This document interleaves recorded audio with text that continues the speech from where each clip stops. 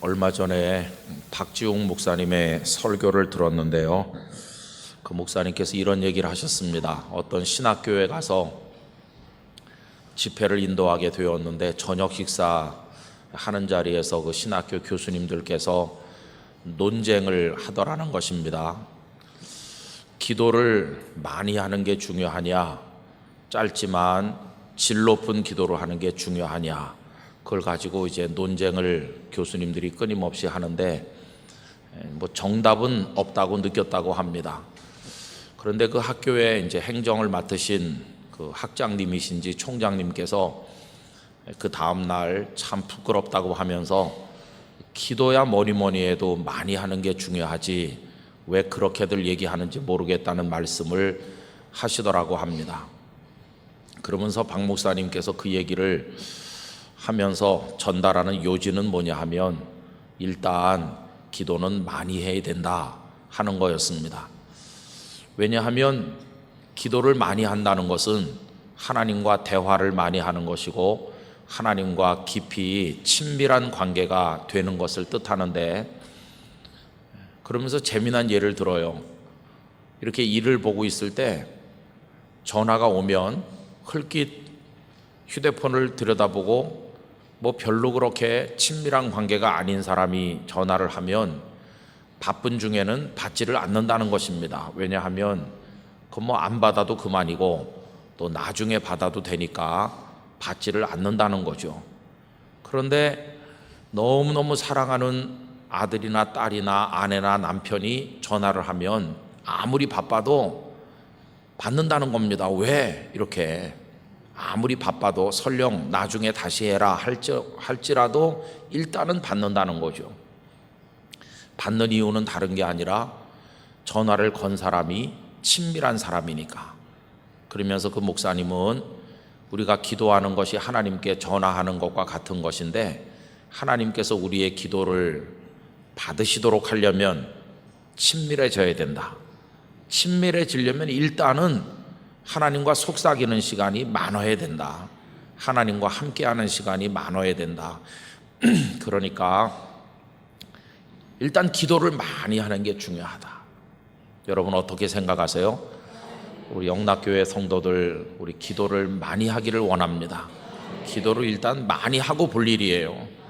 많이 하는 사람이 결정적일 때 주님을 부르고 또 그게 기도가 체질이 돼야 주님을 부르는 거지, 기도를 안 하다가 갑자기 기도를 해가지고 응답받고 그런 일은 없습니다. 늘 기도하는 사람이 위기 때도 기도하게 돼 있고 언제나 기도하는 사람이 하나님과 가까울 수밖에 없는 것이죠.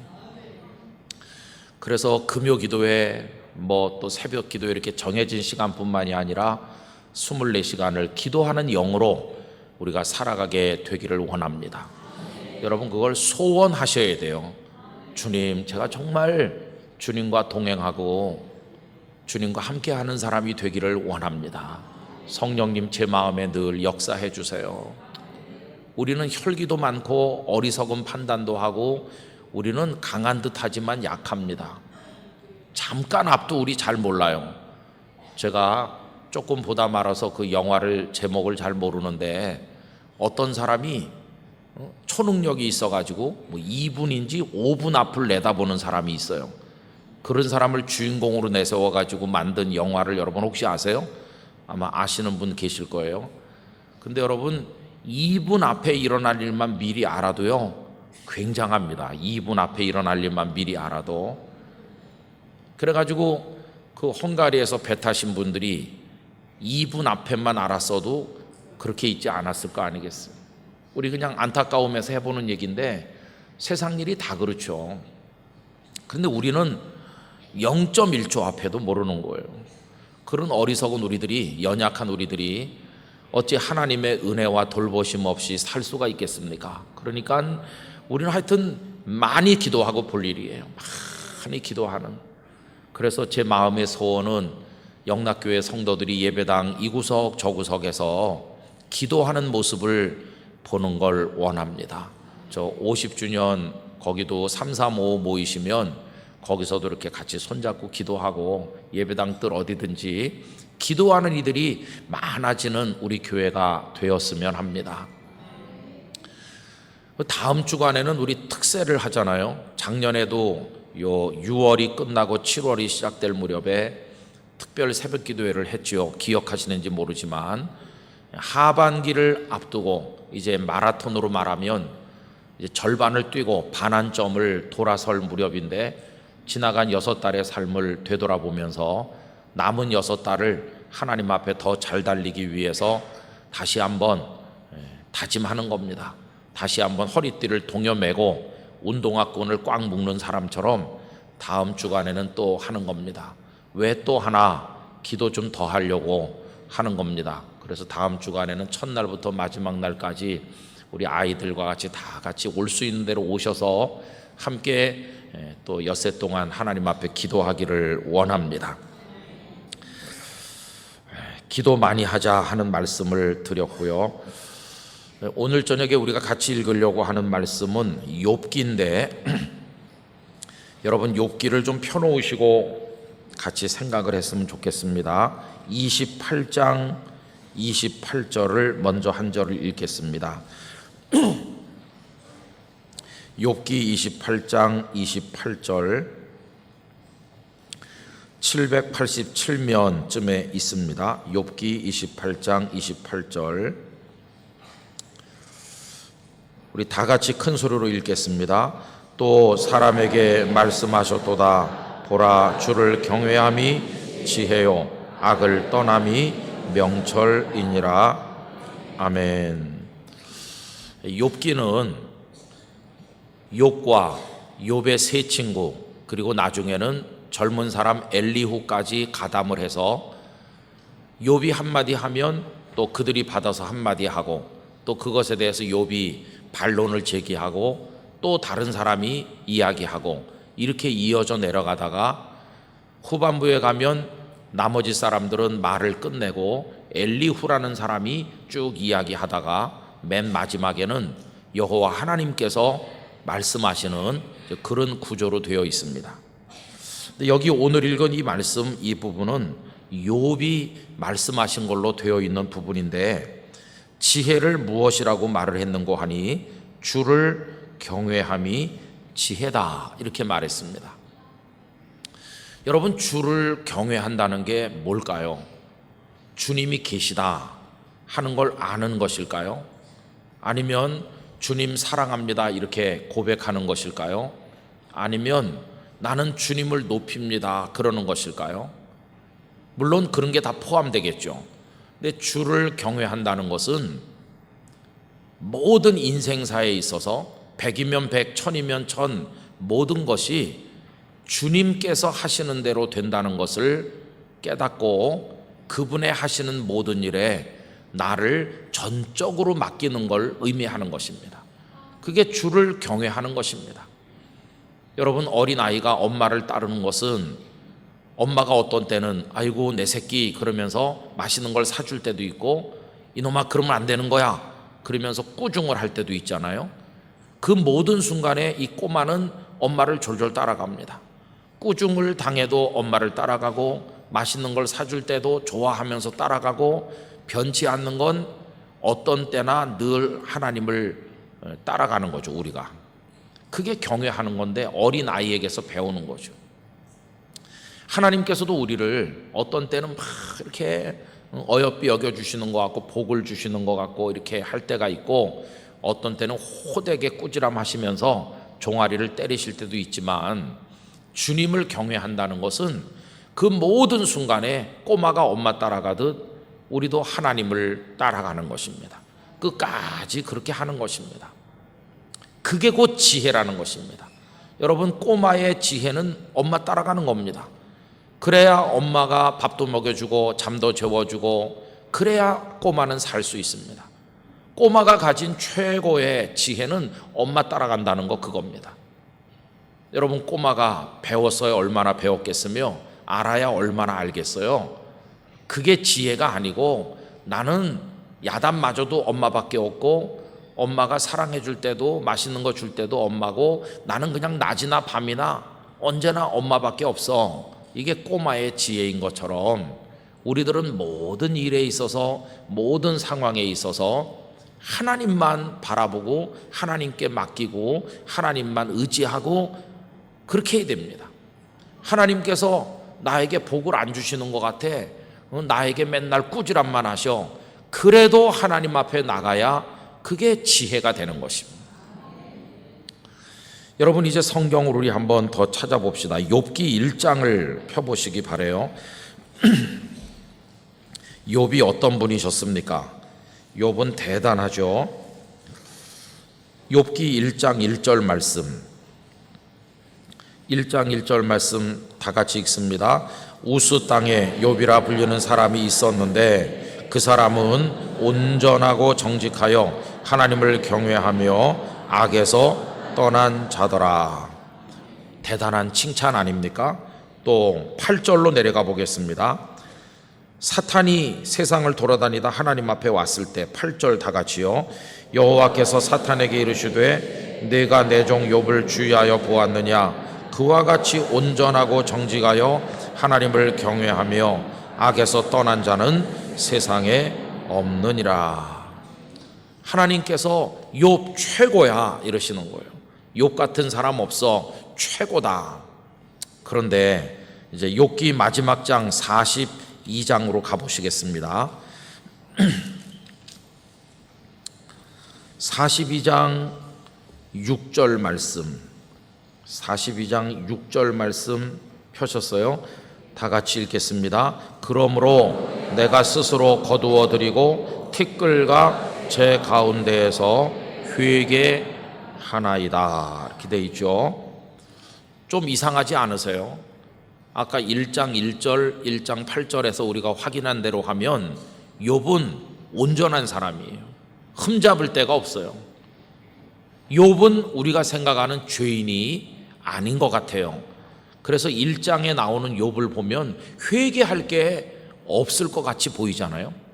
그런데 여기 욥기 맨 마지막 42장 6절 방금 읽은 데 보시면 뭐라고 말합니까? 티끌과 제 가운데에서 회개하나이다. 이게 욥이 하는 고백이잖아요.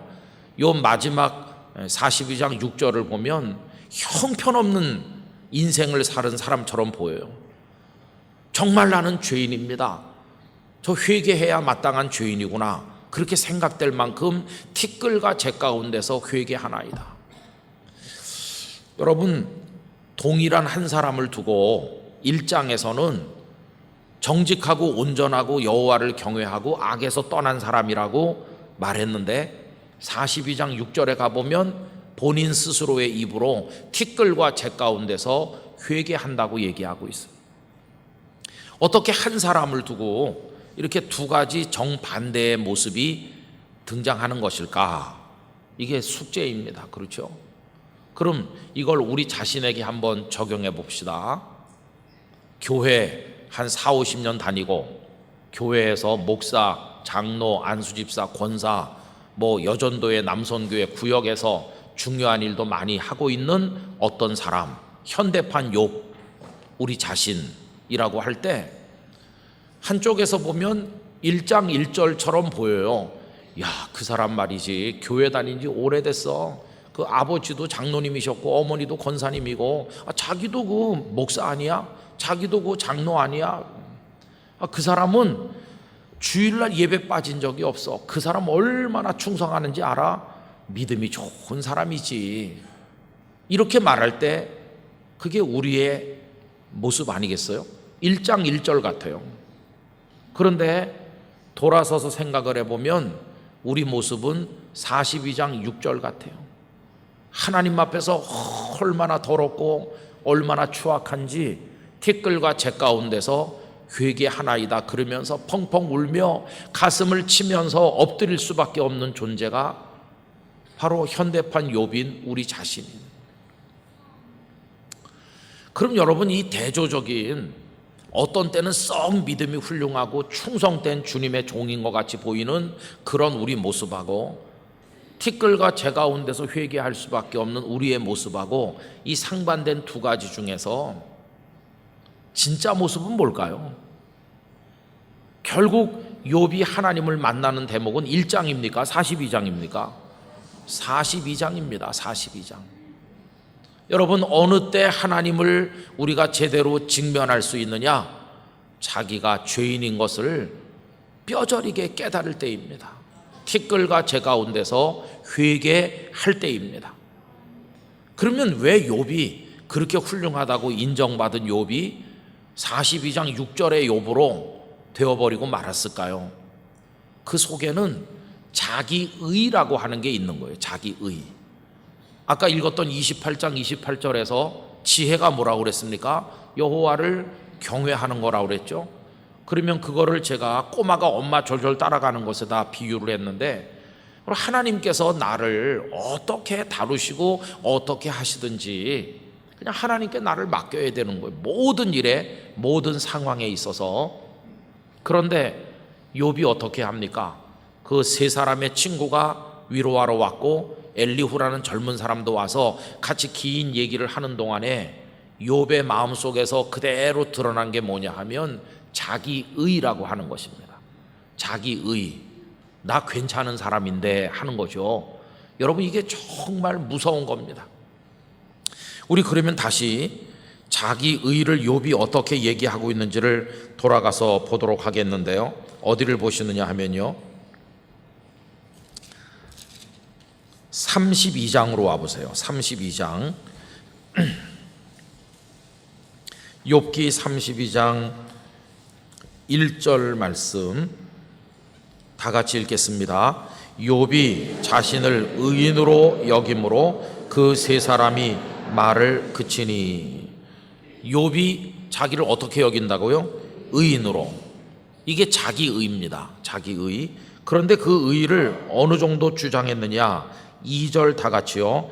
람 족속 부스 사람 바라겔의 아들 엘리우가 화를 내니 그가 욥에게 화를 내면 욥이 하나님보다 자기가 의롭다 하며. 여러분, 이 얘기는요 충격적인 얘기입니다. 우리가 서로 부대끼면서 살아가는 세상에서 나 저 김집사보다 그래도 내가 낫지. 여러분, 이것도 옳은 태도는 아닌데 설령 그렇게 말할 수 있다 칩시다. 우리끼리니까 나 저 사람보다는 나아. 그런데 우리가 하나님보다 의롭다고 할 수 있나요? 이건 감히 생각할 수 없어요. 우리끼리야 50보 100보임에도 불구하고 네 키가 더 크냐 내 키가 더 크냐 그렇게 도토리 키재기 하듯이 우리끼리 그렇다 칩시다. 설령 그렇다 할지라도 어떻게 하나님보다 내가 더 의롭다 할 수 있나요? 조금 아까 28장 28절에서 여호와를 경외하는 것이 지혜다 이렇게 말했던 그 욥이 마음속으로는 하나님이 가시는 대로 따라가는 게 아니에요. 마치 꼬마가 엄마가 초콜릿 사주고 그럴 땐 우리 엄마 최고 그러다가 이놈아 그러고 꾸지람 하니까 막 대들면서 엄마면 다야 그러는 거나 똑같은 거예요. 저는 심각한데 웃으시네요. 우리가 하나님 앞에 그런 거죠. 여기 지금 욥이 그런 겁니다.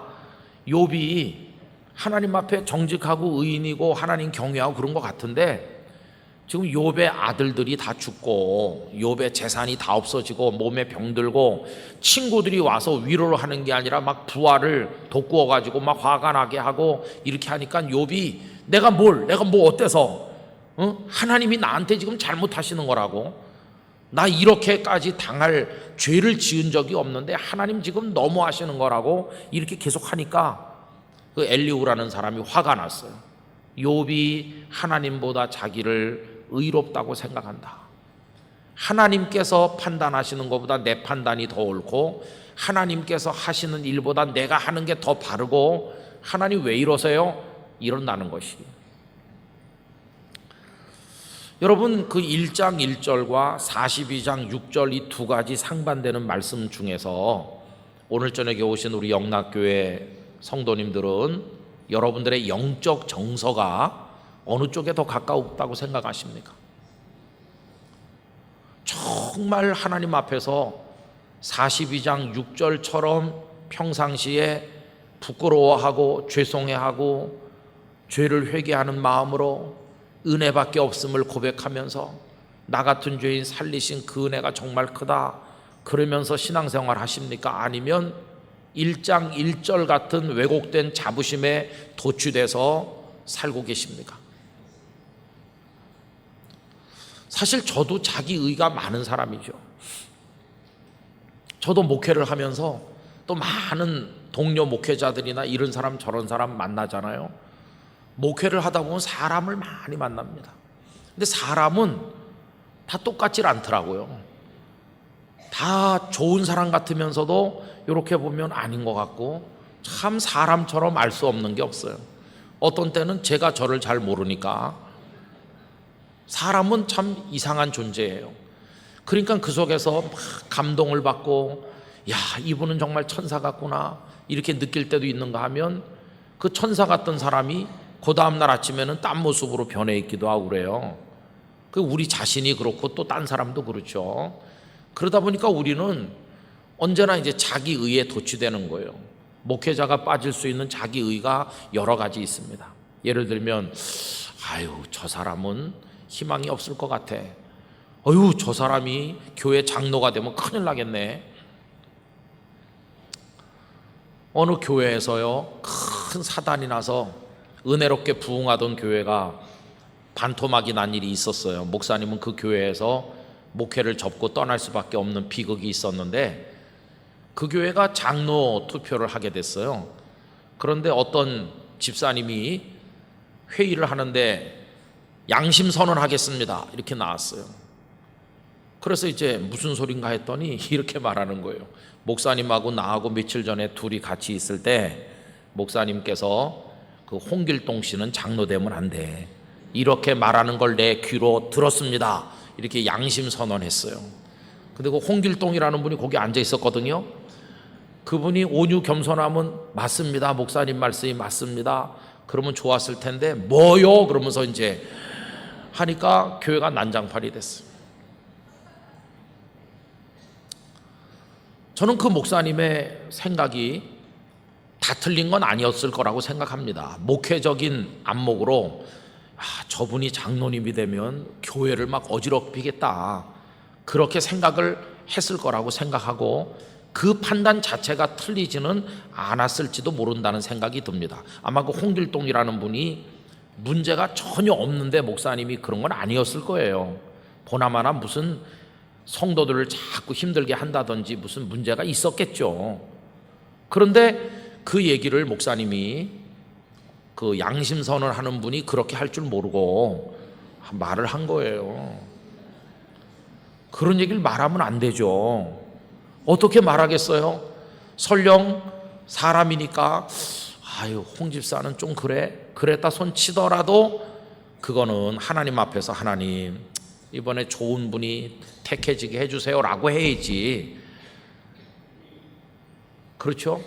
근데 그게 목사님의 자기의인 거예요. 왜냐하면은 목사님은 그렇게 생각해도 만에 하나라도 하나님께서는 무슨 소리, 나는 홍 집사를 제일 사랑한다, 그럴 수도 있잖아요. 그죠? 마치 사무엘이 이새의 아들들을 보러 갔는데, 와, 엘리압이 잘생겼다, 이 사람이 틀림없어 다음 왕이 될 사람, 그렇게 생각했는데 하나님께서는 뭐라고 하셨어요? 다윗이라고 하시잖아요. 엘리압이 아니잖아요. 그러면 이 사무엘이 판단하는 거, 엘리압은 훌륭하니까 왕이 될 제목이고 나머지는 아니야, 이렇게 생각하는 거 자체가 벌써 다른 사람을 평가하고 비판하는 거니까 자기의가 작용하는 거예요. 자기의, 내 기준, 내가 사람 보는 눈, 이건 절대적으로 옳은 것이다. 그런데 내 기준으로 볼 때 이 홍길동은 안 되겠어요. 여러분, 이런 자기의의 위험은 목사에게만 있는 건 아니겠죠. 우리 영락교회 성도들도 같이 신앙생활 하다 보면, 특별히 무슨 항존직 선거가 다가올 때마다 여러분 이런 우에 절대로 빠지시지 않기를 원합니다. 반대로 할 수도 있겠죠. 저 최집사 밖에는 될 사람이 없다 이번에, 그래가지고 또 하는 거, 그것도 또 잘못된 것이에요. 그것도 나의 의를 기준으로 삼는 거니까, 내 안경으로 보니까 그렇게 보이는데 하나님께서는 아니라고 할 수도 있잖아요. 전 우리 영락교회에서 누가 누구를 그렇게 인간적인 우리 기준에 따라서 평가하고, 그러니까 이 사람은 내가 도와줘야 되겠고 저 사람은 막아야 되겠다, 이런 일이 사라지기를 원합니다. 그거는 하나님께서 너무너무 싫어하는 것입니다. 이런 것도 자기 의입니다. 목회자가 저지르기 쉬운 거, 누가 이제 무슨 부탁을 하면요, 그거 나한테 얘기 안 하고 우리 교회에서 내가 말해서 안 될 일이 있나, 이렇게 하는 거죠. 내가 이 교회를 개척을 했고 지금 30년 동안 목회해가지고 이 교회가 뭐 내가 세운 내 교회인데 내가 가서 말하면 다 되는 거지.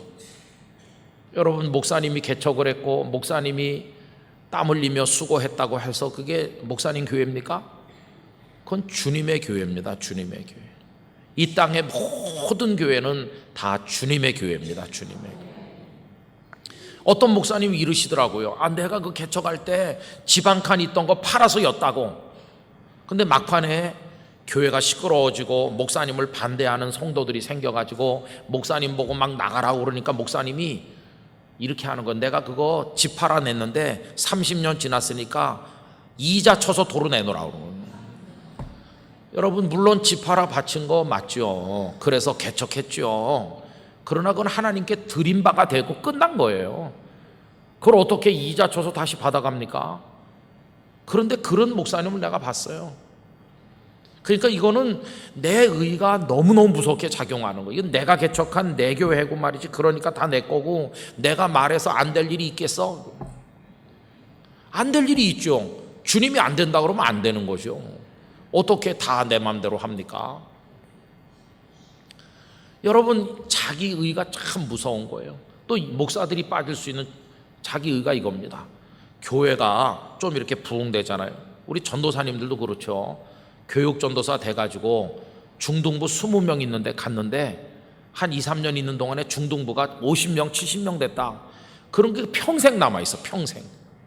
평생 남아가지고 은퇴한 다음에도 그 얘기를 해요. 내가 전도사 때 중등부가 얼마나 부흥했는지 아느냐고. 아니, 지금 은퇴했는데 옛날에 20몇 살 때 중등부 부흥한 게 무슨 의미가 있습니까? 근데도 참 무섭게 그런 게 자기 마음속에 자기 의로 남아있는 거예요. 그런 건 안 잊혀지는 거예요. 안 잊혀져요. 내가 어디 가서 집회를 했는데 그 교회 교인들이 지금까지 30년 동안 이런 설교는 들어본 적이 없습니다. 그렇게 누가 말하면 그런 거는요 절대 안 잊어버리는 거예요. 왜 그런 건 안 지워지는지 몰라요. 아름다운 기억은 빨리빨리 잊어지면서 그런 거, 기억에서 지워야 될 건 오래오래 남아가지고 내가 그래도 한때는 설교께나 했던 사람이라고, 그게 무서운 자기 의예요. 그래서 개척을 해서 뭐 교회가 뭐 1000명, 2000명, 3000명 이렇게 모이면 내 교회 이렇게 하면서 내가 얼마나 충성했는데. 여러분, 물론 한쪽에서 보면 성실하시고 집 팔아놓고 다 바쳐서 밤잠 안 자면 쫓아다녔고 전도했고 일장일절 같은 부분이 있죠. 일장일절처럼 훌륭하긴 해요. 그런데 나중에 가보면 이 자기 의가 이상하게 그 속에서 꿈틀대면서 마지막에는 42장 6절처럼 티끌과 재를 무릅쓰고 회개하지 않으면 안 되는 정말 초라한 존재로 주저앉고 마는 거예요. 이게 무서운 거죠. 저는 우리 영락교회는 이 자기 의의 늪에 빠지기 쉬운 교회라고 생각합니다. 왜냐하면 다른 교회들이 다 영락교회가 이렇게 했거든요.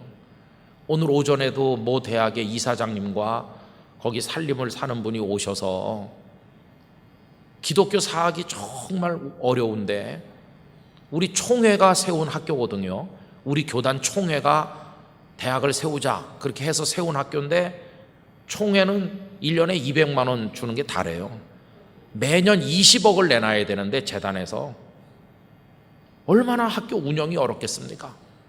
그러니까 기독교 학교를 못 잡아먹어서 안달인 요즘에 그 학교를 갖다 무너뜨릴 세력들이 막 법인 그 전출금 안 낸다고 공격하고, 그러니까 이분들이 너무 딱해가지고 영락교회가 한 달에 10,000원씩 그 학교에 헌금하는 사람 1000명만 좀 해달라고.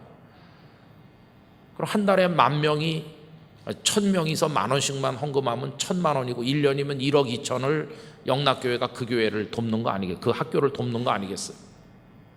그래서 제가 다른 교회들도 갔다 오셨어요? 그랬더니 영락교회 처음 왔대요. 그럼 왜 다른 교회 안 가시고 영락교회 처음 오셨나? 그분의 대답은 이래요. 전에 당신께서 무슨 일을 하실 때도 언제나 해보면 다 물어본대요. 영락교회는 얼마 했냐고. 영락교회가 조금 했다고 그러면 조금 한대요. 영락교회가 많이 했다고 그러면 많이 한대요. 그 영락교회가 한국교회 기준 같다는 거예요. 기준. 여러분, 우리가 기준을 잘해야 됩니다. 기준 해야 그다음에 줄 쫙 서거든요. 이게 뭡니까? 영락교회가 한경직 목사님 이후에 한국 교회를 위해서 얼마나 많은 기여와 수고를 했습니까? 여러분, 주머니 다 털어서 군인 교회를 짓고 농어촌 교회를 섬기고 선교를 하고 얼마나 헌신하셨어요. 그러니까 사람들이 와, 영락교회 이러거든요. 그 훌륭한 모습이 영락교회의 1장 1절인 거예요. 훌륭한 교회야, 대단해. 그런데 그 와중에서 우리 속에 자기 의가 생기진 않았을까요? 그래, 우리 교회가 대단하지 뭐. 그러면서 영락교회 교인된 거 자부심 느끼고 영락교회 다니기 때문에 구원받는 것처럼 착각하면서 우리 영락교회가 이렇게. 제가 영락교회 장학금 받은 거 아시죠? 근데 여러분, 제가요 두려움을 느꼈습니다.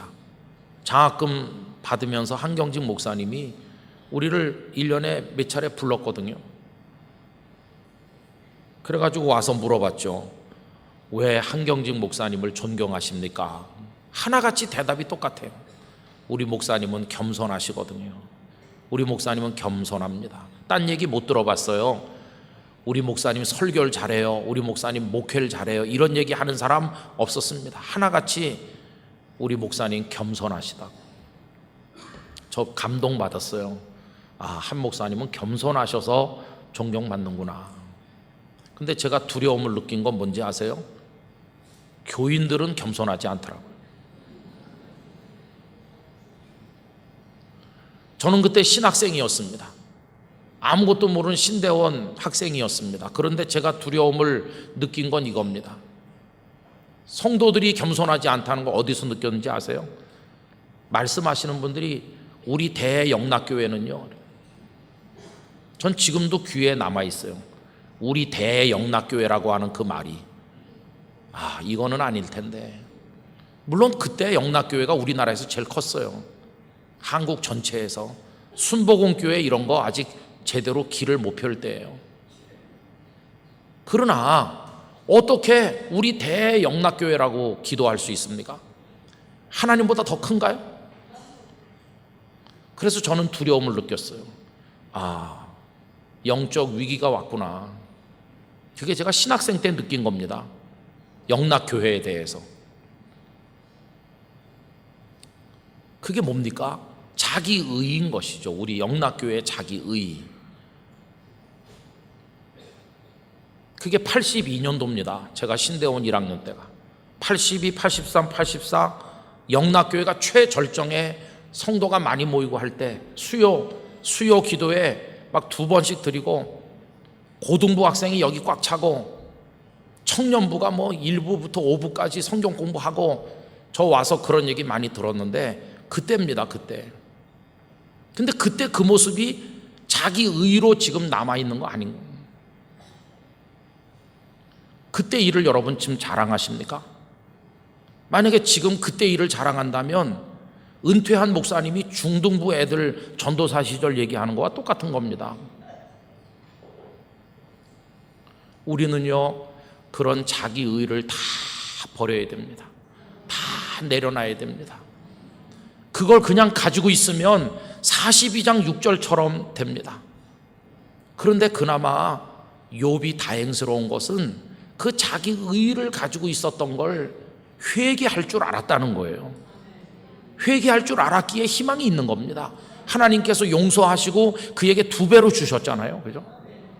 근데 만약에 자기 의로 인해서 왜곡된 모습을 가지고 있으면서도 회개할 줄 모른다면 그거는 희망이 없는 거죠. 여러분, 하나님 앞에 그가 어떻게 책망받는지 한번 보실까요? 조금 더 가셔서 38장 보십시오. 38장 1절입니다. 38장 1절. 그때 여호와께서 폭풍우 가운데서 누구에게 말씀하시죠? 욥을 딱 찍어서 말씀하는 거예요. 욥에게. 거기 남아있는 나머지 친구 3명 엘리후 그들 모두에게 말씀하신 게 아니고 욥에게 말씀하여 이르시되, 2절 다 같이 읽으실까요? 무지한 말로 생각을 어둡게 하는 자가 누구냐? 도대체 누구야? 이렇게 하시는 거예요. 도대체 누가 무지한 말로 생각을 어둡게 하느냐? 너 욥이냐? 왜냐하면 욥이 지금까지 자기는 잘못한 게 없다는 식으로 여호와를 경외하면 여호와 하나님께서 하시는 대로 다 이렇게 하는 게 지혜인데, 자기 의가 너무 커서 쓸데없는 말 너무 많이 했거든요. 그 쓸데없는 말에 대해서 지금 하나님께서 화가 나셨어요. 무지한 말로 생각을 어둡게 하는 자가 누구냐? 3절. 너는 대장부처럼 허리를 묶고 내가 네게 묻는 것을 대답할지니라. 일로 와봐. 똑바로 서. 내가 묻는 말에 말해봐. 할 말이 그렇게 많어? 정말 네가 그렇게 훌륭해? 하나님 앞에 발발 떨고 섰어요. 그럼 욥이 자기 의를 어떻게 자랑했을까요? 여러분 어딜 보시느냐 하면 31장으로 가보실까요? 31장. 31장 내내 자기 의를 욥이 자랑했어요. 1절입니다. 내가 내 눈과 약속하였나니 어찌 처녀에게 주목하랴. 이 무슨 얘기냐 하면, 나는 한 번도 음탕한 마음으로 처녀를 쳐다본 적이 없었다. 나 깨끗해. 그런 얘기죠. 그 다음에 5절. 만일 내가 허위와 함께 동행하고 내 발이 소금수에 빨랐다면 하나님께서 나를 공평한 저울에 달아보시고 그가 나의 온전함을 아시기를 바라노라. 허위를 저지른 적도 없고 속임수를 쓴 적도 한 번도 없었다. 7절. 만일 내 걸음이 길에서 떠났거나 내 마음이 내 눈을 따랐거나 내 손에 더러운 것이 묻었다면 내가 심은 것을 타인이 먹으며 나의 소출이 뿌리째 뽑히기를 바라노라. 얼마나 자신만만해요. 길에서 떠난 적이 없고 그렇다는 거 아닙니까? 그 다음에 9절. 만일 내 마음이 여인에게 유혹되어 이웃의 문을 엿보아 문에서 숨어 기다렸다면, 어떤 간음을 했다든지 그런 일이 있다면, 절대 그런 일이 없다는 거죠. 그런 일이 있다면 내 아내가 타인의 맷돌을 돌리며 타인과 더불어 동침하기를 바라노라. 얼마나 당당해요. 13절. 만일 남종이나 여종이 나와 더불어 쟁론할 때에 내가 그의 권리를 저버렸다면 종들의 인권까지도 내가 무시한 적이 한 번도 없었다. 이런 식으로 19절. 만일 내가 사람이 의복이 없이 죽어가는 것이나 가난한 자가 덮을 것이 없다는 것을 못 본 채 했다면, 만일 나의 양털로 그의 몸을 따뜻하게 입혀서 그의 허리가 나를 위하여 복을 빌게 하지 아니하였다면, 쭉 나오는 마지막까지 얘기가 뭐냐 하면, 나 한 번도 이런 잘못을 저지른 적이 없고 이렇게 어려운 채찍을 맞을 이유가 없고 나 너무 억울하고 하나님 나한테 이러시면 안 되는 거지. 그렇게 쭉 하고 나서 아까 읽은 32장 1절을 다시 한번 보세요. 이렇게 늘어놓고 난 다음에 욥의 문제가 뭐였다고요? 자신을 의인으로 여긴다는 거예요. 그래가지고 하나님보다 더 자기를 의롭게 여겼다. 그런데 아까 38장에 본 것처럼 하나님께서 화가 나셨어요. 무지한 말로 생각을 어둡게 하는 사람이 도대체 누군지. 이리 와봐라. 너 허리 묶고 똑바로 서서 할 말 있으면 한번 해봐. 이렇게 하나님의 말씀이 쭉 나오는 거예요. 내가 세상을 창조할 때, 하늘의 해와 달과 별을 매달고 할 때 네가 알기나 했어? 하나님 앞에 할 말이 하나도 없어요. 그리고 나서 이제 42장으로 오는 겁니다. 42장 1절부터 욥의 고백이 쭉 나오는데, 우리 1절부터 6절까지 다 같이 읽어보겠습니다. 욥이 여호와께 대답하여 이르되 주께서는 못하실 일이 없사오며 무슨 계획이든지 못 이루실 것이 없는 줄 아오니 무지한 말로 이치를 가리는 자가 누구니이까? 나는 깨닫지도 못한 일을 말하였고 스스로 알 수도 없고 헤아리기도 어려운 일을 말하였나이다. 내가 말하겠사오니 주는 들으시고 내가 주께 묻겠사오니 주여 내게 알게 하옵소서. 내가 주께 대하여 귀로 듣기만 하였사오나 이제는 눈으로 주를 배웁나이다. 그러므로 내가 스스로 거두어드리고 티끌과 제 가운데서 회개하나이다. 하나님 죄송합니다. 알지도 못하면서 무지한 말로 이치를 가린 자가 바로 여기 접니다. 제가 내뱉었던 모든 말을 다 거둬드리겠습니다. 저를 불쌍히 여겨주세요. 제가 티끌과 제 가운데서 회개합니다. 그래서 그는 하나님 앞에 회개함으로 회복이 된 것이, 여러분 회개하면 회복됩니다. 자기 의에 도취돼서 살았던 사람이라 할지라도 그 교만을 회개하면 회복될 수 있어요. 구원받을 수 있어요. 오늘 북한 선교 주간에 금요 기도회 때 이 말씀 드린 이유는 우리 개인이나 우리 영락교회뿐만 아니라 지금 한국교회 전체가 자기 의에 너무 많이 도취돼 있어요. 우리 교회가 민족을 위해서 이렇게 훌륭한 일을 했고, 우리가 사회를 위해서 이렇게 했고, 우리 목회자들이 이렇게 헌신했고, 우리 한국교회가 가진 자기 의가 얼마나 강한지, 여러분 목회자들 모인 곳이나 교회 중직자들 모인 곳에서 하나님 제가 죄인이에요 이렇게 말하는 소리 들어보기가 어렵고요. 전부 다 자기가 의인이라고 그래요.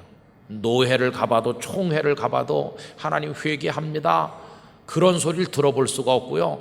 얼마나 바리새인보다 더 자기 의에 도취되어 있는지. 그러니 하나님께서 종아리를 때리시는 거죠. 우리 사회가 이렇게 어지러운 거, 저렇게 북한의 핵의 위협을 받는 거, 저는 우리 죄 때문이라고 생각하고 있습니다. 가난하고 먹을 게 없을 때 한강의 기적을 통해서 우리를 배불리 먹여주신 경제 부흥의 축복을 주셨지만, 돈 생기니까 요새 무슨 짓 하고 있습니까? 마약 사서 맞고 못된 짓 다 하잖아요. 하나님께서 한국교회 목회자들의 양복이 다 떨어지고 구두 발가락이 나오게 그렇게 가난하던 한국교회 복을 주셔서 목사님들이 다 이렇게 얼굴에 기름기가 끼고 다 배가 부르고 그러니까요, 엎드려서 눈물로 기도하는 목사님이 거의 다 없어졌어요. 이제는 너무너무 달라졌어요. 저는 우리 한국교회나 우리 대한민국에 희망이 있으려면 42장 6절을 해야 된다고 믿고 있습니다. 이거 할 수 있으면 우린 살 것입니다. 한국교회가 이거 하면 대한민국을 고쳐주실 줄 믿습니다. 우리를 불쌍히 여겨주실 거예요. 통일시켜 주실 것입니다. 그러나 지금 이대로는 안 되는 것이죠. 지금 이대로 그냥 있으면서 목회자는 목회자대로, 성도는 성도대로 다 자기 욕심 차리고 생활 속에서 자기 의에 도취되고 부정을 행하면서 내가 뭘 이런 식으로 해가지고는요, 절대로 희망 없습니다. 그래서 오늘 북한 선교 주간에 아까 우리 천부여 의지 없어 손들고 옵니다, 그 찬송을 부른 이유는 지금 우리에게 필요한 게 돈 좀 걷어가지고 누구 도와주고 북한 사람 빵 몇 개 좀 보내주고 이래서 해결될 일이 아니고, 더 근본적으로 우리가 하나님 앞에 우리 자신을 부수지 않으면 안 되는 것이에요. 회개밖에 없습니다. 저는 우리 영락교회가 기도 120일 동안 대각성 운동을 했는데 이게 율법이 될까 두려운 것이죠. 하나님, 제가 120일 했어요, 아셨죠? 이거 자랑하려고 하는 게 아니라 우리 가슴을 치는 겁니다. 앞으로 이게 더 계속돼야 되는데 이제부터 무슨 기도가 더 많이 이루어지느냐 하면은 티끌과 제 가운데서 회개하나이다, 이 기도가 우리 교회 성도들의 입에서 많아지기를 원합니다. 우리 영락교회가 다 민족의 죄를 회개하기를 원합니다. 느헤미야가 예루살렘이 다 무너진 채로 있다는 얘기 듣고 자신하고는 아무 상관도 없는 오래전의 일인데도 불구하고 나와 내 집의 죄로 인해서 그렇게 됐습니다 그러면서 회개하잖아요. 우리 영락교회가 우리 민족을 위해서, 우리 사회를 위해서 지금 할 수 있는 일은 가장 중요한 게 영적인 일인데, 그 중에 첫째는 우리 민족의 죄를 우리 영락교회 성도들이 회개하는 거라고 생각합니다. 그러면 이 땅을 불쌍히 여겨주시고 고쳐주시고 우리를 살려줄 거라고 믿습니다. 더 훌륭한 능력을 가진 사람이 자기를 자랑함으로 살아날 수 있는 게 아니고, 다 자기의 못남을 고백하면서 눈물을 흘려 엎드리는 것밖에는 희망이 없습니다. 여러분, 정말 희망이 없어요. 그냥 이맘때쯤 한번 해보는 얘기가 아니라 정말로 희망이 없습니다. 이 말씀을 드리는 저부터 똑같아요. 저도 모르게 우리 가정에서나 어디서나 저의 의의를 가지고 얘기하거든요. 그러다 하나님 앞에 가면 욥이 하나님 만나면 끔찍 놀라고 회개하듯이 하나님 목사라고 하면서 얼마나 교만한지, 얼마나 다른 목회자들을 비판하고 그랬는지, 어떤 사람 볼 때 그 사람의 인생 속에 하나님의 은혜가 있는 걸 왜 무시했는지, 그런 회개를 할 때가 너무나도 많이 있거든요. 오늘 저녁에 오신 성도님들이 거룩한 눈물을 머금게 되시길 바랍니다. 하나님, 다 저 때문에 그래요. 저부터가 왜곡된 모습 가졌어요. 우리 영락교회 1장 1절 같은 모습이 있지만 설사 그렇다 하더라도 더 우리를 돌아봐야 되는데 우리가 잘못해서 그래요. 교만했어요. 전 앞으로 영락교회가 더 위대하고 아름다운 일 많이 하기를 원하고 있어요. 그러나 그렇게 하다 하더라도 우리는 늘 작은 자처럼 엎드려야 되고 늘 티끌과 재를 무릅써야 될 줄로 믿습니다. 그래야 하나님 기뻐하시는 교회가 되는 것입니다. 여러분, 우리 자랑하지 맙시다. 내가 옛날에 뭐 할 때 이런 얘기 하지 맙시다.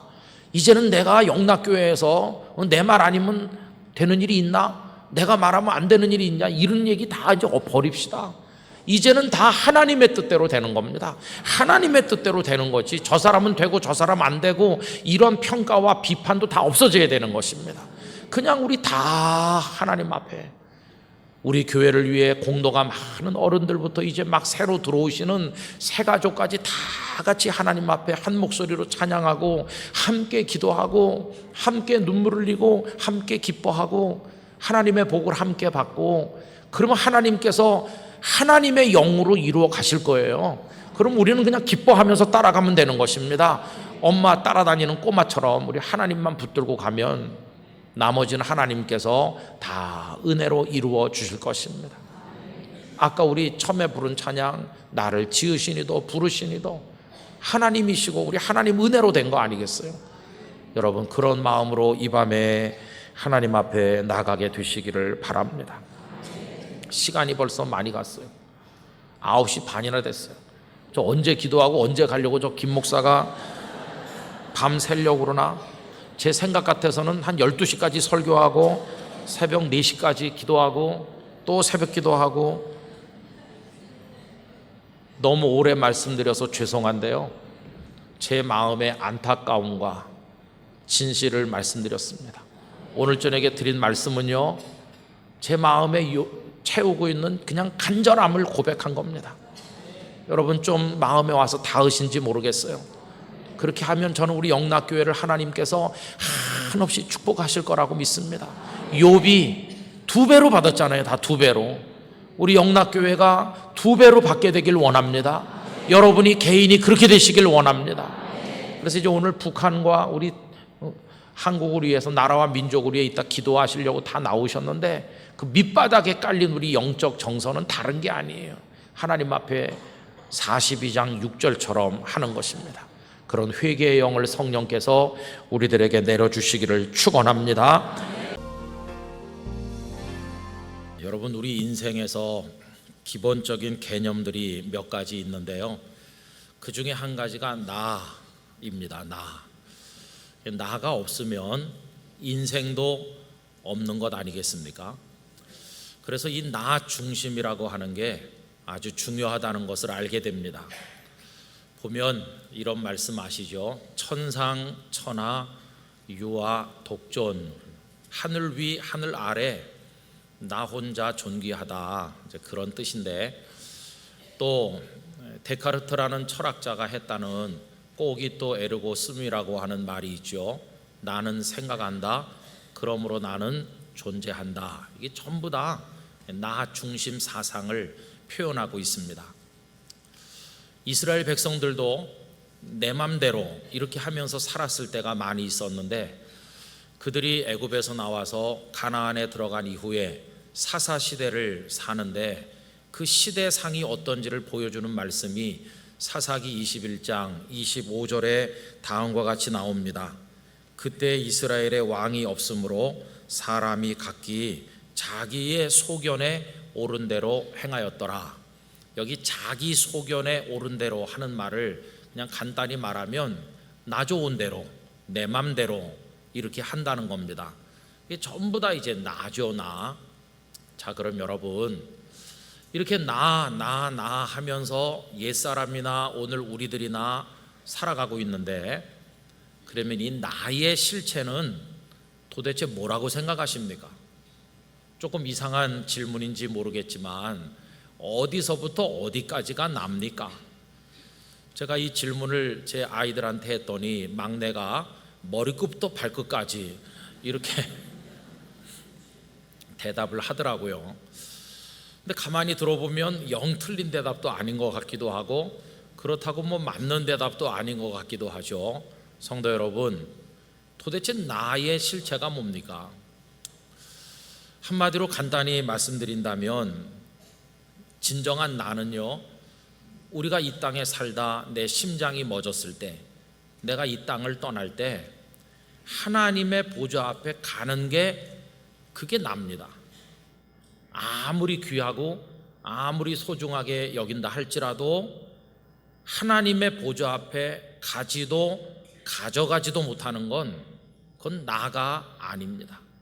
예를 들어서 수십 년 열심히 일해가지고 돈을 모아서 내가 여생에 살리라 하면서 좋은 집을 아름답게 잘 지었다 할지라도 우리가 숨이 멎으면 그 집을 가지고 갈 수 없기 때문에 그 저택은 나라고 말할 수 없습니다.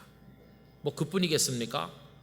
내가 가진 재산, 내 지식, 내가 이 땅에서 누리던 권세, 이게 우리 심장이 멎으면 다 그걸로 끝이기 때문에 그걸 가리켜서 나라고 말할 수는 없다는 겁니다. 여러분, 그러면 우리의 몸은 어떨까요? 늘 가셔서 가꾸시고 운동하시고 보약 잡수시고 몸매 멋있게 근육질 남자로 이렇게 키우신 여러분의 몸은 어떻게 되는 겁니까? 이 몸도 흙이니 흙으로 돌아가라. 여러분, 이 몸도 하나님께서 우리가 사는 동안에 삶의 도구로 주신 것 뿐이지 이 몸뚱아리 가지고 하나님 앞에 가는 건 아니지 않습니까? 그러니까 아주 엄격하게 말하면 이 육체를 나라고 말하기에는 문제가 많이 있는 것이죠.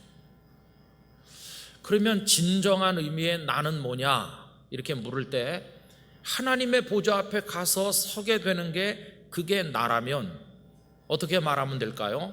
내 속사람 혹은 내 마음 혹은 내 영혼 아니면 하여튼 나의 존재 그 자체, 그것이 진정한 나이지 우리가 평소에 생각하는 것들은 나에 해당하지 않는 게 많다는 겁니다. 그런데 여러분, 우린 다 어떻게 살고 있나요? 이런 차원에서 말씀드리면 진정한 나가 아닌 걸 나로 여기면서 그것들을 사랑하고 그것들에 매달려 살고 있는 그런 어리석음이 우리 안에 있질 않나, 이런 반성을 하게 된다는 겁니다. 다들 비슷하시겠습니다만은 어렸을 때는 어른 되는 게 기다려졌습니다. 왜냐하면 어른들은 다 자기 마음대로 하고 싶은 거 하는 것처럼 보여서 부러웠기 때문입니다. 그런데 나중에 어른 돼 보니까요, 어른들도 하고 싶은 걸 다 하는 게 아니더라고요. 그 다음부터 어른 거 별거 아니네, 그런 생각이 들더라고요. 그래서 차라리 어린이 시절, 꼬마 시절이 더 그립다는 생각을 하게 됐습니다. 여러분, 꼬마 시절이 더 좋았다는 생각을 하는 몇 가지 이유가 있는데 그 중에 하나가 꼬마들은 그냥 꼬마로 봐주지 않습니까? 꼬마가 무슨 돈이 많지 않다고, 꼬마가 무슨 학식이 안 많다고 무시합니까? 아닙니다. 그냥 꼬마는 꼬마로 봐주니까 그게 참 좋은 것 같습니다. 그런데 일단 어른이 되고 나면요, 계산이 복잡해집니다. 어른들끼리는 사람을 그냥 있는 그 사람으로 보는 게 아니라 그 사람의 무슨 지식, 지위, 권세, 재산 막 이런 걸 복합적으로 평가하면서 한 사람을 평가하는 기준이 대단히 복잡하고 또 그게 늘 변합니다. 그 사람의 그런 상황이 어떤 이유 때문에 달라지면 그를 대하는 사람들의 태도도 싸늘하게 식어버리기도 하고 그 반대가 되기도 하지 않습니까? 그래서 여러분, 잘 나가는 것 같던 사람이 어느 날 갑자기 세상으로부터 따돌림 당하는 이유도 다 그런 데서 비롯되는 것입니다. 심지어는 바울 사도께서도 그런 섭섭한 일들을 당하셨습니다. 처음에는 교회 지도급 인물 베드로가 대표라고 하실 수 있었는데 나중에는 바울 사도 중심으로 사도행전 13장 이후에 전개되고 있지 않습니까? 이분은 온 로마 전역으로 복음의 지평을 넓혔고 전도 여행을 통해서 가장 중요한 기독교 지도자로 사역을 감당하셨습니다. 그때는 바울 사도 주변에 따르는 사람들이 많이 계셨죠. 그런데 세월이 많이 지나고 바울 사도께서도 연로해지시고 감옥에 갇히는 처지가 되고 보니까 사람들이 많이 바울을 떠납니다. 바울의 마음이 섭섭해지셨어요. 그 섭섭한 마음이 디모데후서 1장 15절에 이렇게 기록되어 있습니다. 아시아에 있는 모든 사람이 나를 버린 이 일을 내가 아나니 그 중에는 부겔로와 허모게네도 있느니라. 버렸다는 표현을 써가면서 내가 버림받았다. 이게 바울 사도의 섭섭함 아니겠습니까? 한때는 그렇게 바울 하던 사람들이 어느 순간인가 다 떠나버리죠. 여러분, 이게 비정한 세상의 인심임을 알게 돼요. 우리는 어떤 사람을 볼 때 그 사람의 그 본질적 존재를 보질 아니하고 그 사람이라고 말할 수 없는 나머지 것들을 오히려 그 사람인 것처럼 보는 경향이 있다는 겁니다. 오늘 본문에 우리가 욥의 모습을 보는데 역시 그도 비슷한 처지에 있다고 할 수 있습니다. 어느 날 욥에게 큰 재앙이 임해서 재산이 다 없어졌고 자녀들이 다 죽었고 자기 몸에는 큰 병이 들어서 질그릇 조각으로 몸을 긁고 있는 처참한 신세가 되었는데 이 소식을 들은 친구들이 세 사람 그에게 오지 않았습니까? 그런데 와서 보고 하도 기가 막힌 모습에 할 말을 잃어버리고 7일 동안이나 그 옆에 앉아서 탄식을 했다고 오늘 본문에 그렇게 말씀하고 있습니다. 그러면 이 친구 세 사람이 와서 할 말을 잊어버리고 그 곁에 앉아 있었던 이유를 오늘 본문은 뭐라고 말씀하고 있느냐 하면 2절에 이렇게 되어 있죠. 욥인 줄 알기 어렵게 되었으므로. 여러분, 이게 무슨 말이겠어요? 그들이 와서 욥을 볼 때 아이고, 이 욥이 아니야. 우리가 알던 욥이 아니네. 우리가 알던 욥은 어디로 가고 이 사람이 여기 앉아서 자기를 욥이라고 하는가? 이렇게 탄식하는 겁니다. 그러면 여러분, 이 친구들이 평소에 알던 익숙한 욥은 어떤 사람이었을까요? 풍채 좋은 얼굴에 좋은 옷을 쫙 입고 그리고 두 팔을 벌려서 친구들을 포옹하면서 뜨겁게 영접하던 그 사람 지금 어디 갔나? 그리고 가산이 많아 부자인데다가 가족들이 다 평강하고 하는 일마다 잘 되고 모든 사람들에게 존경받던 그 욥은 어디로 가버리고, 아니 이 사람이 자기가 욥이라고 하고 앉아있는데 욥이 맞나? 이런 생각을 그 친구들이 하게 되었다는 것입니다. 여러분, 아닌 게 아니라 그 친구들 앞에 있는 그 남자는요 너무너무 처참했습니다. 여러분, 그의 온몸에 병이 들었는데 그 모습을 욥기 2장 7절 8절은 이렇게 말씀하죠. 사탄이 이에 여호와 앞에서 물러가서 욥을 쳐서 그의 발바닥에서 정수리까지 온몸을 다 말하는 거죠. 온몸에 종기가 나게 한지라 아주 심한 피부병이 들었다고 생각이 됩니다. 너무나 가려우니까 욥이 제 가운데 앉아서 질그릇 조각을 가져다가 몸을 긁고 있었다. 한번 상상해 보십시오. 그는 욥기 7장 5절에서 자기의 이 피부의 병을 이렇게도 얘기했습니다. 내 살에는 구더기와 흙덩이가 의복처럼 입혀졌고 내 피부는 굳었다가 터지는구나. 여러분 딱정이가 앉는 것 같다 또 터져서 막 고름이 나고 진물이 나고 또 아물었다 또 터지고 간지러워서 막 벅벅 긁고 재 위에 앉아서 여러분 그 모습을 한번 생각해 보세요. 더군다나 욥의 이 고통은 어제 오늘 하루 이틀 당한 게 아니고 벌써 여러 달 됐다는 겁니다. 욥기 7장 3절에 이와 같이 내가 여러 달째 고통을 받으니 고달픈 밤이 내게 작정되었구나. 그 당시에는 통신시설이 없을 때니까 욥이 이렇게 재앙을 만났다는 게 친구들에게 바로 전해진 게 아니고 한참 후에 전달됐을 것이고, 이들이 서로 연락해서 욥을 위로하자 가자 해가지고 그들이 도착했을 때는 욥에게 재앙이 임한 지 벌써 여러 달 지난 겁니다.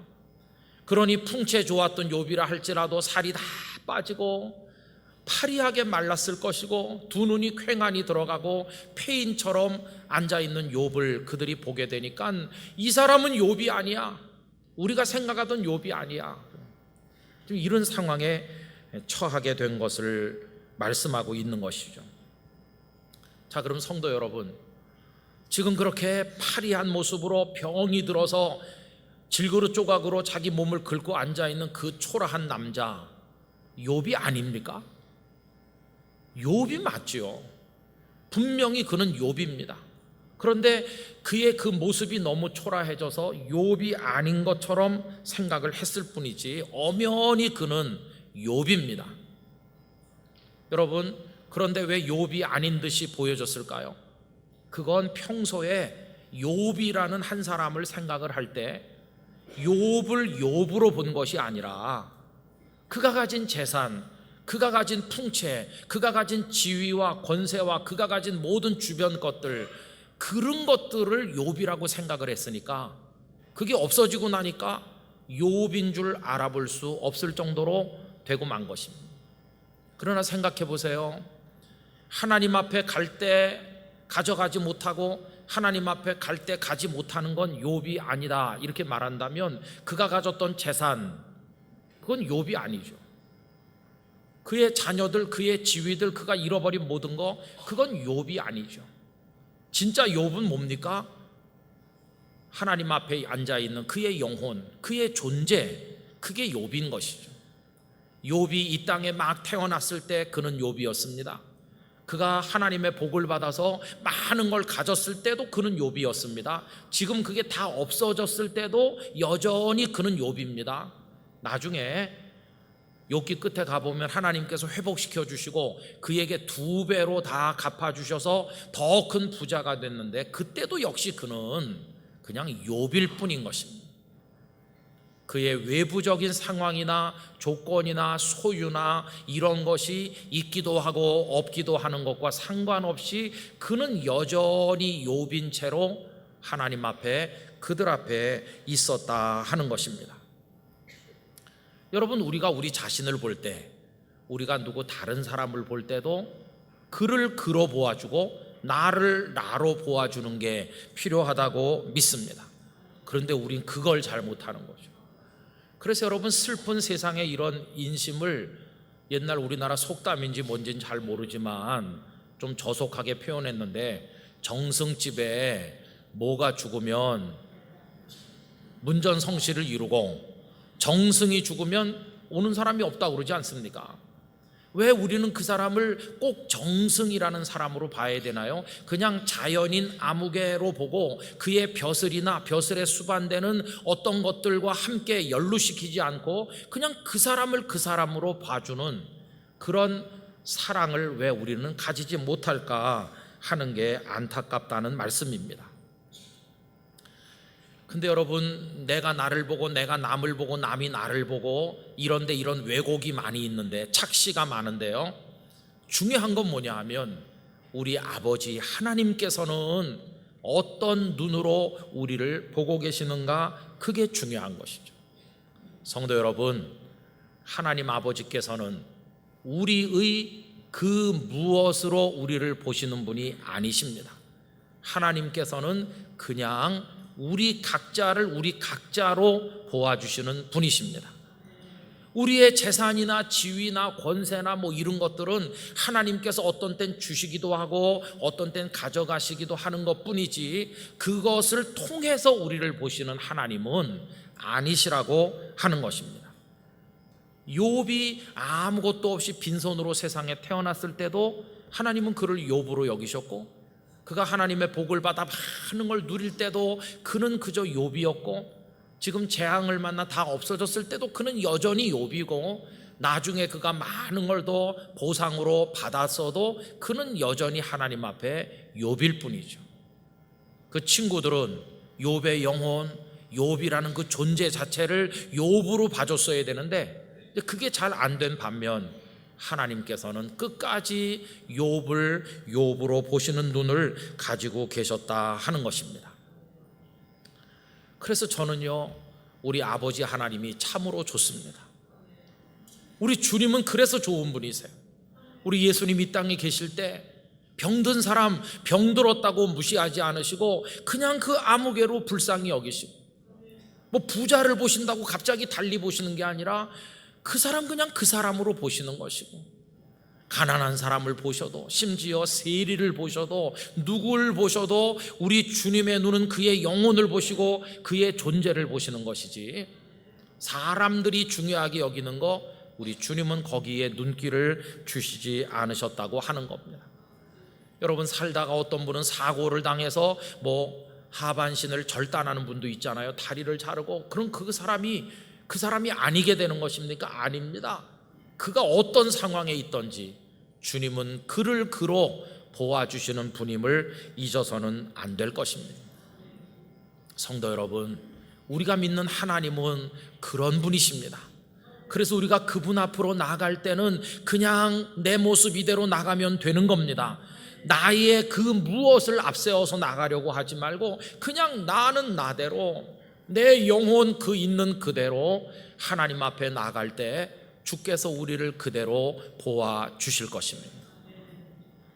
저는 김은성으로 이 땅에 태어났죠. 갓난아기 때도 김은성이었고, 목사가 되기 전에도, 목사가 된 후에도 김은성이고, 영락교회 목사가 되기 전에도 영락교회 목사인 지금도, 언젠가 여기서 물러난 그 후에도 제가 기력이 쇠하고 기억력이 감퇴된다 할지라도 그때도, 마지막 호흡을 헐떡이고 있을 그때도, 요단강을 건너서 하나님 앞에 갈 때도 저는 김은성으로 가는 것이지, 그 이름 석자 앞에 붙은 그 무엇은 본질적인 나가 아닌 것입니다. 그래서 여러분, 제가 사랑하고 제가 지키고 제가 잘 가꿔야 될 것은 이름 석자 앞에 있는 무슨 지위, 어떤 명분, 그런 것들이 아니라 자연인인 저, 하나님이 사랑하시는 저의 영혼, 저의 존재, 그걸 제가 지키고 사랑하고 가꾸고 아름답게 만들어 그거 가지고 하나님 앞에 가야 될 줄로 믿고 있습니다. 우리 영락의 성도들이 다 마찬가지입니다. 여러분들께서 이 땅에 사시다가 천국문을 들어갈 때 여러분들의 성함 앞에 붙어있는 어떤 지위, 어떤 직함, 뭐 이런 것들, 여러분들의 그 무엇, 이 땅에 사는 동안 여러분들을 꾸며주던 그런 장식품 같은 것들, 그거는 다 소용없고 그냥 그 영혼 깊은 곳에 여호와 하나님을 경외하는 믿음을 가진 그 아무개로, 그 존재로만 우리가 하나님 앞에 선다는 사실을 기억하시기를 바라는 것입니다. 우리가 여기서 흔들리기 때문에 우리는 얼마나 많은 경우에 본질에서 벗어나는 실수를 저지르는지 모릅니다. 여러분, 하나님께서 사탄에게 욥을 자랑하셨거든요. 내 종 욥을 유의하여 보았느냐 이러면서 욥을 자랑하시니까 사탄이 뭐라고 했습니까? 그 다 욥이 그렇게 하나님을 찾는 건 이유, 까닭이 있는 겁니다.